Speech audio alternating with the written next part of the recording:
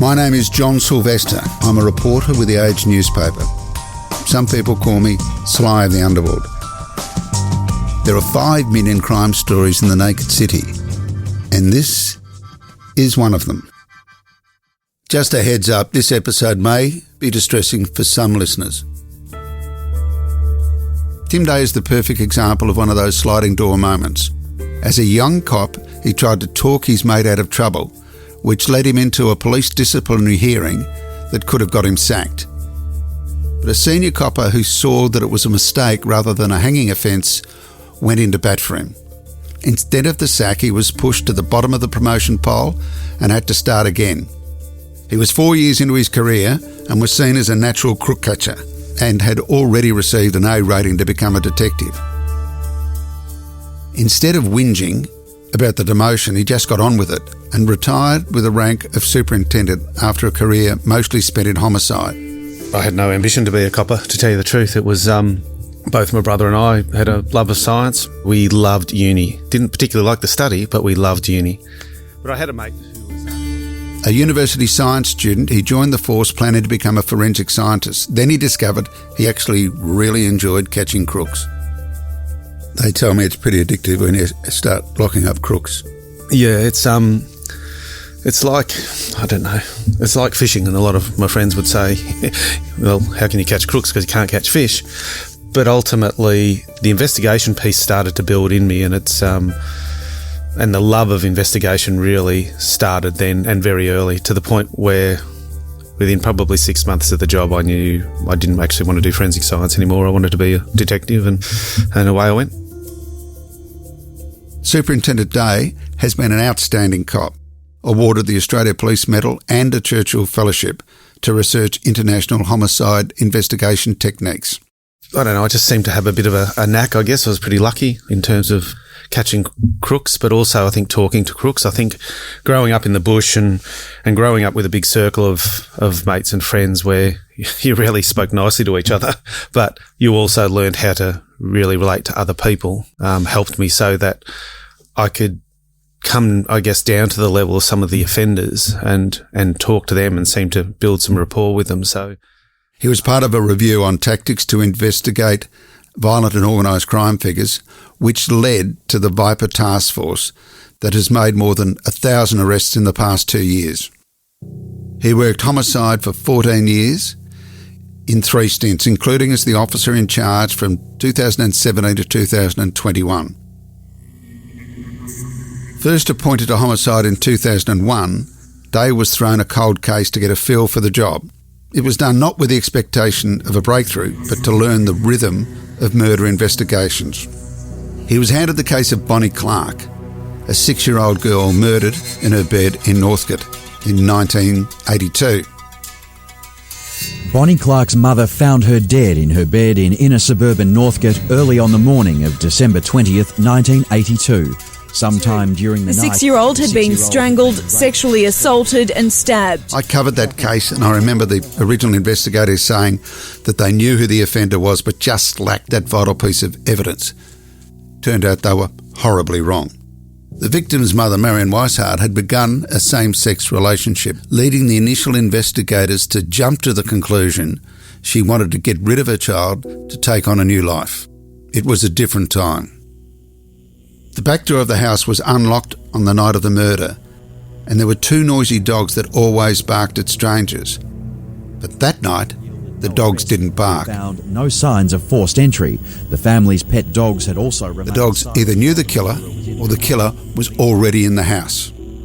This supported the wooden-headed theory that it was the mother, leading to the suspicion the killer and victim knew each other. Bonnie's mother had taken in... The real offender was Malcolm Joseph Clarke. Malcolm Clarke shared his Joseph evil. Clarke Was not a relation, but lived as a conduct as evil and monstrous. And Tim can tell us why he finally became a suspect.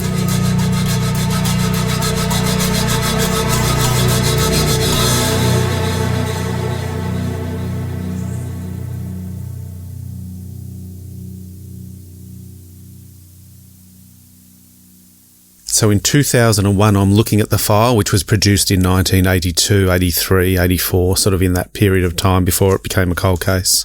Certainly once I started going through the file, it was very clear that the file had that focus on Marion as the offender. The file is probably what you see on some of the old cold case shows, I suspect. It's full of manila folders. There'll be photographs, statements and the like. They are dusty. After 20 odd years, they are, and it's you get a taste in your mouth actually from those files. You do, yeah. Well, it's something that never leaves you. It's I can smell it right now when you're going through the pages. But it was in quite a bit of disarray, which is not unusual because, of course, our filing system. It was in the days before computers would marry up evidence, and in fact, Clarke had already been convicted of a homicide, but neither sets of investigators spoke to each other or saw a similarity. What did interest me, though, was the boarders that Marion had been taking in to make ends meet. She had separated from Dennis some time earlier, which was Bonnie's father, after a relationship breakdown, and Marion had people coming into the house to board. And one name jumped out in the file, and it was the name Mel. Then I see the surname Clarke. And why did he jump out? He jumped out initially because there was very little about him in the file, and no real alibi statement, very little detail about who he was, unlike most of the others, were fairly easy to eliminate. And then I find an information report of more recent times from 1999 from a lady by the name of Kylie Ward. Kylie was a childhood friend of Bonnie, and she had written to police to indicate that she'd seen an article about Bonnie's death in 1999, and she wanted to make sure that the investigators knew that there was a creepy boarder living at the property. She didn't know the name, would sometimes make comments about things that she thought as a 6 or 7 year old were inappropriate. And I knew that Mel was, at this stage, a projectionist. There was some information in the file that Marion indicated that he worked for the cinemas or assistant projectionist, something like that. So I go, okay, I've got to try and find out who Mel is. I couldn't really go and see Marion because Marion technically was still, well, in the eyes of the original investigators, a suspect, even though I didn't suspect her. And her view of police at that point in time was pretty poor. So, which is fair understandably, enough. Yeah, fair enough. So I went up to the old IBR offices at that stage, the Information Bureau records. I'm going through dockets after dockets, looking at Mel's, looking at Clarke's with and without an E. And then finally I come across Joe Clarke, a primary name Joe Clarke, has got an occupation of projectionist. And I've gone, this has got to be him. How many Clarkes are there going to be that's projectionist, such an unusual, or assistant projectionist? But the name's Joe Clarke. I'm thinking, okay, is it him? Is it not him? And then I start looking at his priors, and I see that the priors of Joe Clarke, the projectionist, he's got priors for manslaughter, aggravated rape, armed robbery, and I'm thinking, is this our bloke? Is this him? You said he was convicted of manslaughter. That was Teresa Verity Crowe, a young girl in a Paran loft. Clarke killed disco dancer Teresa Crowe. He was also jailed for the rape. Yeah, so his priors are indicating that he's been convicted of manslaughter of Teresa Verity Crowe when she was killed in June 1980 in Paran, known as the Loft murder. And he got, I can't remember, it was 14 years or something like that. So how could he possibly be at large in 1982 to kill Bonnie? And it wasn't making sense. And so, like all good things, I go back to the office and I go to our murder book, which the murder book was a huge book that had all historical homicides on one page with a short summary about. And there it is in terms of the conviction. And I realised that he's not actually prosecuted for the death of Teresa Verity Crowe from June 1980. He's not prosecuted for that until August 1983, when he is caught for an aggravated rape of a young 25-year-old female in Brunswick. He was also jailed for the rape and stabbing of another woman in 1983. And it was the Brunswick detectives back then that nailed him for that job and then allowed homicide retrospectively to come back and do him for the Loft murder. This meant Malcolm Clarke was free to roam and commit crimes between the murder and his eventual arrest for Teresa Verity Crowe. For a period of that time, he boarded at Marion, Bonnie's mother's house in Northcote.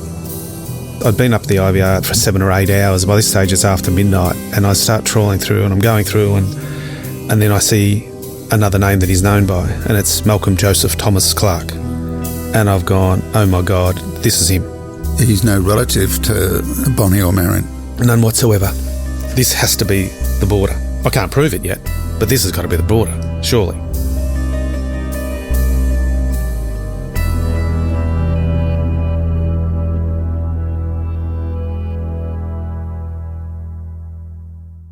So what happens then is effectively I start typing up all of the file. I'm still working that night, going all the way through, and I remember it was about 7 o'clock in the morning when my boss at the time came in, when Ron came in, and he looked at me and said, "Are you okay? You look like shit."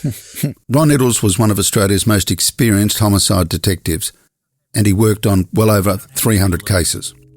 But I've always said that the answer is in the original file, that the investigators who do the original investigation will have spoken to the killer.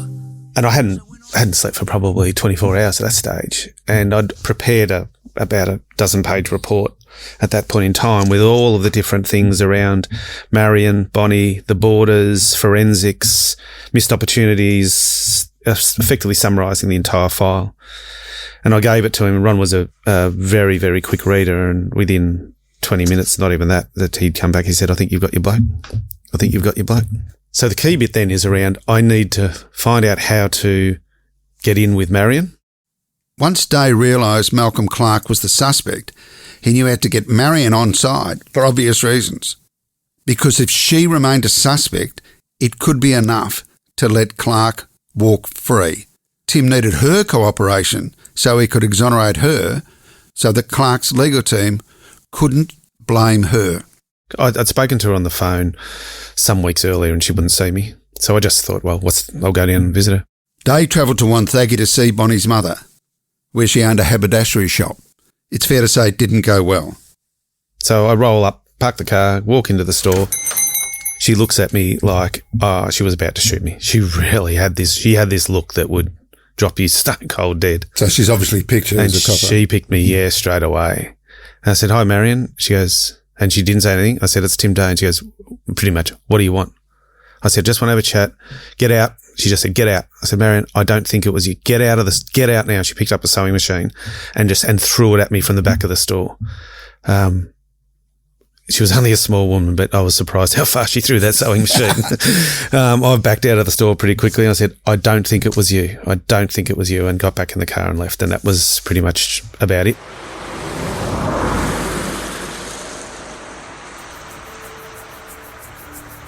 Marion's not going to be able to identify Clarke for me, so I end up making up a photo board with who I identified as Malcolm Joseph Thomas Clarke and a heap of other like-type people, and I go to Kylie Ward and I say, "Kylie, can you identify out of these 12 similar faces, can you identify the border that you believe was it?" And she went straight to Clarke and said, "That's him." So now I know for the first time that is the border. That's the border that lived previously in the house with Bonnie and had moved out in September, only 3 months before Bonnie was raped and killed. So the key bit then is around, I need to find out how to get in with Marion, because Marion's going to hold all the answers around when Clarke arrived at the house, how he had opportunity, how he would have got in, all of that type of thing, whether he was working, whether he'd shown any malice and or sexual feelings towards Bonnie or anything like that. So how do I turn somebody that's thrown a sewing machine at me into somebody who's going to actively help police? I'd been speaking to a friend down at Wonthaggi about it, and I knew that Marion drank at one of the local hotels. Because this is the area that you were brought up. Yes. You went to Wonthaggi High. Yes. And one of my closest friends was managing one of the hotels. So I thought, okay. So that seems fair. She goes there on every Friday night, and so it seems fair that the state can pay for me to go down to the pub and have a few frothies every Friday night for the next several months. Now, how far is Wonthaggi from Melbourne? About an hour and a half. So every Friday you get in the car and go down there? Yep. And sit at the bar? Sit at the bar and have a chat to my mate. The first couple of times she came into the pub, she turned around and walked out. And then after a period of time, she'd come into the pub, she'd drink, other end of the bar, I wouldn't talk to her, wouldn't even try. And then finally, I think it was after about probably 2 months, she finally, one Friday night, just walked in the bar, pulls up a stool right beside me and says, if you're going to effing stalk me, buy me an effing drink. And then we started chatting. When he finally did get her on side, she agreed to take a polygraph test so she could be eliminated as a suspect. Because there were still some within the organisation and now occupying higher ranks, certainly higher than a detective senior constable at homicide, who still held the view that it was her. She passed with flying colours. So what you've got now is a positive identification by a girl who would have been a kid at the time. You've got your knowledge that he has killed, which couldn't go before a jury, and you've got Marion being able to talk about the border. So while it's convinced you haven't got anywhere near enough. Yeah, so we had not just obviously what Marion and Kylie said and all of that narrative behind it, but we'd done a full reconciliation of all the forensic exhibits. A number of hairs and other items went across to the FBI at Quantico in the US. We had particularly worked hard on Clarke's alibi. There was some suggestion that he'd been working on the night that Bonnie was killed, so we went way back and ended up speaking to, I think it was the CFO of Grady Union Cinemas, and we found Clarke's clock-in, clock-out sheets from 1982. And I re-interviewed all the original investigators who thought that he'd been working at the time. And sure, he worked on that day, but during day shift. He hadn't worked the night yet. He didn't have an alibi at that point in time. So the bit there now was, okay, how do I turn him from a red-hot suspect to a charged and convicted offender? You need an admission of some form. Yeah, so it's everybody, listening might think, oh, that's open and shut case, that's it. He's killed before and he's raped before and he lived at the house and he was a boarder, but that just makes great narrative. That's the narrative for the brief. But it wouldn't go to the jury. Oh, no, and most of it would be, prejudicial beyond probative. So certainly character, we can't convict on character. So we then engage in a very expensive and very protracted undercover operation.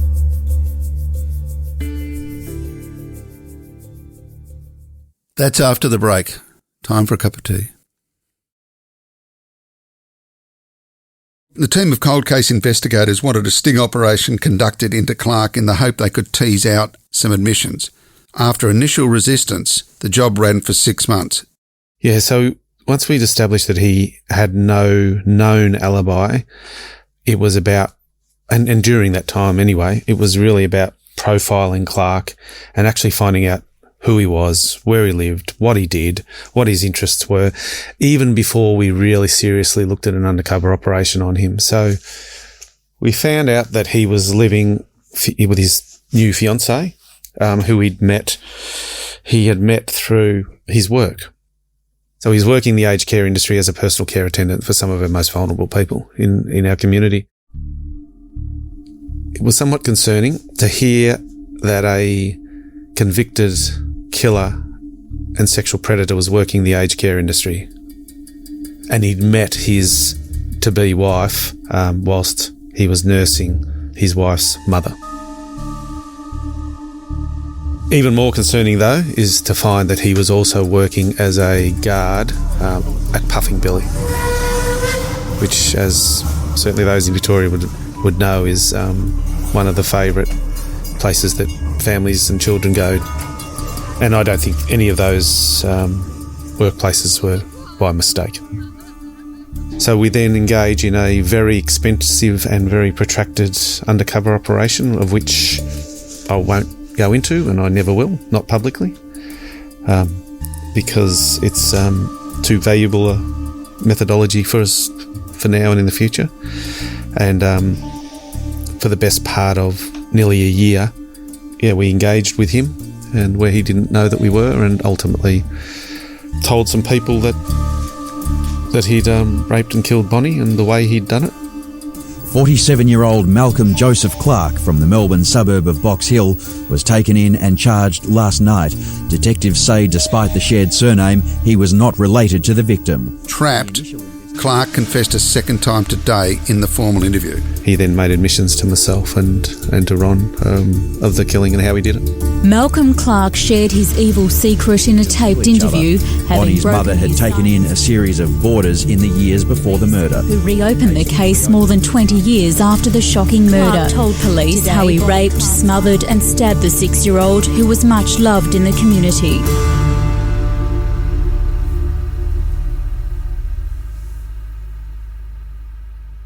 In June 2004, 22 years after the murder and 3 years after the reinvestigation began, he was found guilty and was sentenced to 25 years. In sentencing, Justice Murray Kellam rejected Clarke's excuse that he was extremely drunk on the night. The judge described his conduct as evil and monstrous. Justice Kellam said the murder of a young child in such brutal circumstances is a vile crime. Over 2 decades later, the manner of her death continues to haunt her parents. When the jury delivered the verdict, the cop and the mother were sitting in court holding hands. Yeah, it was a pretty emotional moment.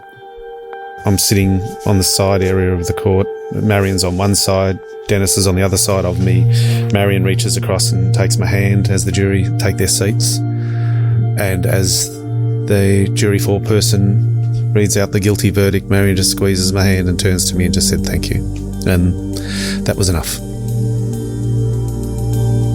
Today, Bonnie Clarke's father was clearly jubilant that justice had been served. So too the victim's mother, who police treated as a prime suspect for years. Tim followed through on his commitment to Dennis, the dying wish of justice for his daughter. I have never given up hope once in my, not for one moment have I given up hope. I had faith in the police force. Dennis lost his battle with cancer only a few months after the verdict. Marion didn't speak outside the court that day, but she did express her relief in an interview with Channel 7. The verdict was a relief. Justice for Bonnie had been found. I'd been vindicated. It was over. It was finally finished. So I went to Marion's funeral a few years back, as I said, and I spoke to a lot of people at that funeral, and I reaffirmed with them that she's probably the bravest person that I know in my life. For her to reach back into that abyss back in 2002 from 20 years earlier and take me into a confidence and trust me, and the pain and suffering she would have gone through as a suspected killer of her own daughter. Yeah, without doubt, in my professional life, the bravest person I know.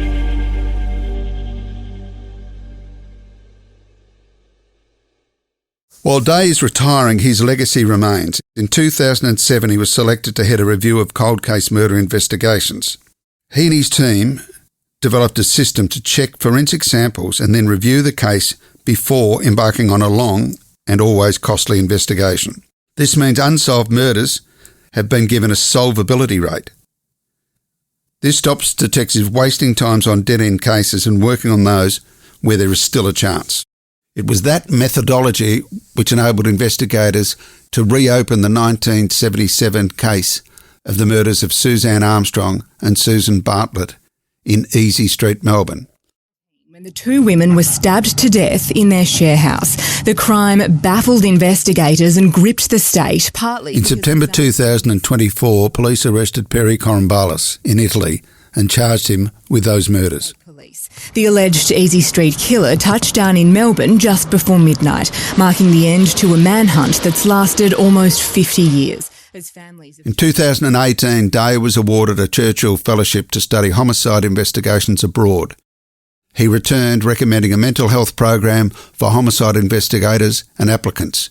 He also recommended using retired homicide detectives to review cases and a National Investigators Exchange program. He found something else. The Victorian Homicide Squad has a greater solution rate than just about any international force, solving murders with fewer resources. The reason is witnesses are more likely to cooperate, which shows respect for police is not some hypothetical concept. It solves crimes. Australian jurisdictions particularly Victoria, solve more generally than around the world because of trust with the community. When you're knocking on the door of somebody's house at 3 o'clock in the morning and you've got a dead bikie lying on the street, in the middle of the street, been shot 10 times, invariably, most times, people will answer the door and people will speak to you. I sort of refer to it as the invisible contract because so many places around the world, it doesn't matter what happens, police knock on the door and they go, we don't talk to coppers, end of issue. Yep. Even if it makes their neighbourhood less safe, they just go, we don't talk here. I am always amazed at, you can have a contract killing and a neighbour will get up, hold the Bible up and give sworn evidence in a court. It's incredible. There is something about Australians whereby, they don't get wrapped up with the Hollywood view that you're going to be executed by a hitman because you've given evidence and the like. They're inherently good. They see good and bad. They see black and white. You don't see that in a lot of the other jurisdictions. And in talking to people overseas, when I ask them, I examine their models, but I always ask them, but what are the things that are your greatest challenges to solvability?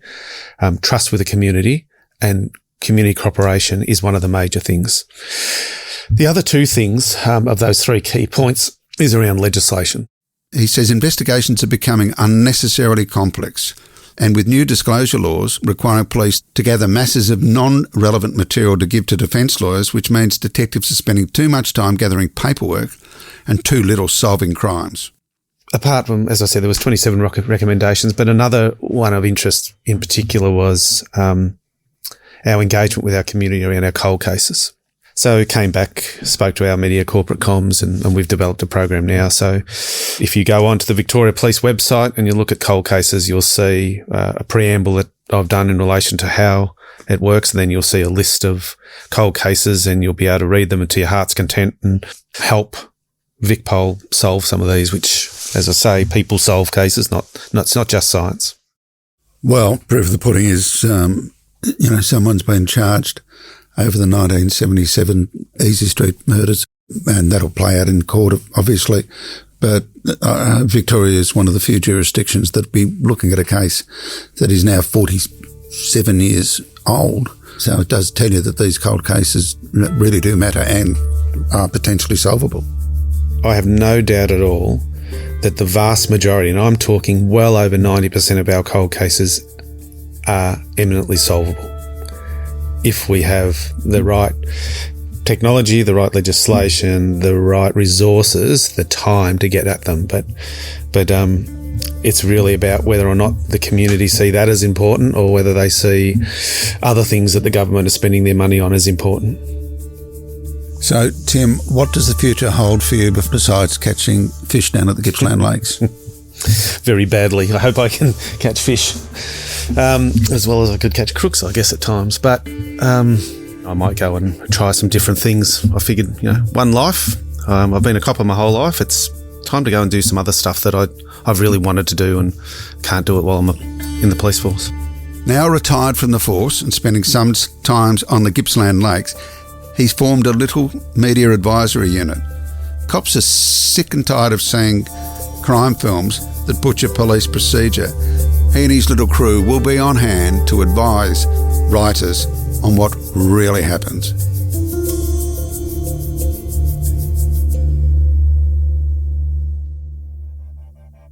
This episode is reported by me, and produced by an absolute gem, Julia Carr-Katzel. Mixing by the ever-reliable Cormac Lally. What will we do without him? Tammy Mills is a jet and is also executive producer of Podcast.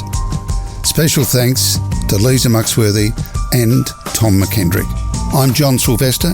Thanks for listening and come back soon. I certainly will.